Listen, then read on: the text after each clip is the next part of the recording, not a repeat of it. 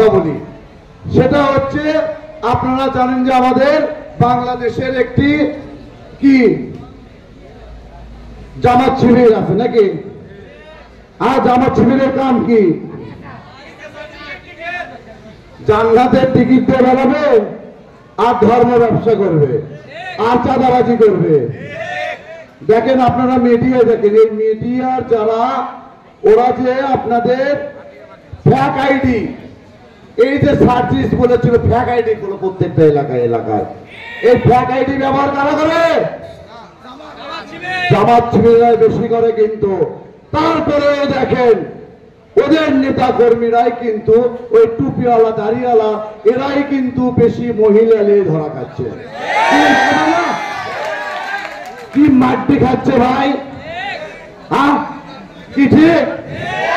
সবাই তো আমরা ফেসবুক দেখি। এবং দেখেন বড় বড় চাঁদাবাজি যেখানে আছে সেখানে কারা করছে? জামাত শিবির আর একটা চিলড্রেন পার্টি, শিশু পার্টি, এনসিবি। কারণ দেখেন এনসিবির জন্মটা কোথায় থেকে আসলো? এনসিবির জন্মটা কিন্তু বেইমানির থেকেই। কেন কিভাবে বেইমানি করছে? প্রথমেই তারা উপদেষ্টা মন্ডলীর সদস্য থাকাকালীন তারা দল গঠন করেছেন। তাহলে কত বড় জাতির সঙ্গে বেইমানি করেছেন এই ছোট্ট ছোট্ট শিশুরা। আজকে ছোট বাচ্চাদের মতন তারা কি করে কোথায় থেকে লাভ ঝাপ করতেছে? শাপলা মার্কা নেবো, শাপলা মার্কা নেবে।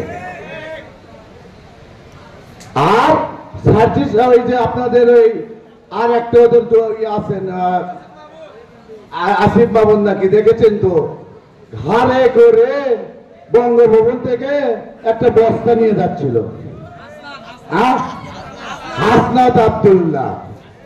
ওকে ওখান থেকে যখন একজন নিতে বলছে, কয় না এটা কি হ্যান্ড ওভার হবে না।